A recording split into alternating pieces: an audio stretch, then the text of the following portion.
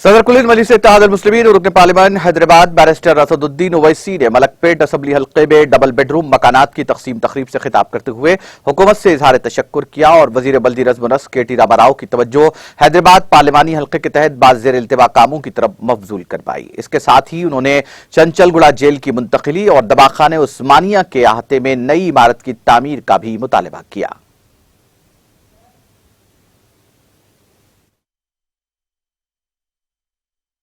K.T.. Rama Rao साहब से ये हमारा मुतालबा है कि आप चीफ मिनिस्टर तक हमारी बात को पहुंचाइए और चंचलगुड़ा जेल को यहाँ से शिफ्ट करिए ताकि उस जगह पर उसको और बेहतरीन तरीके से उसको इस्तेमाल किया जा सके।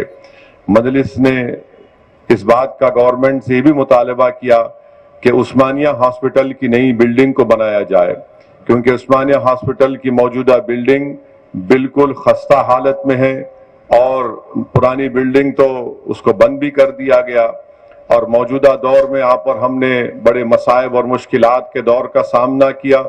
बड़ी बहादुरी से हमने उसका मुकाबला किया कोविड की वेव में।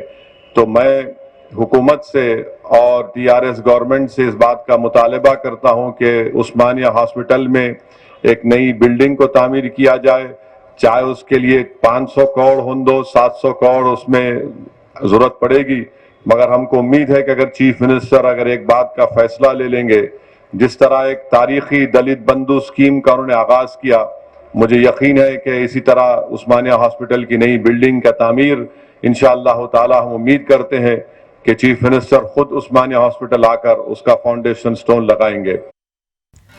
नाज़रीन, हमारे टीटीवी न्यूज़ को सब्सक्राइब करें, बेल आइकॉन को प्रेस करें, शेयर करें और लाइक करना ना भूलें।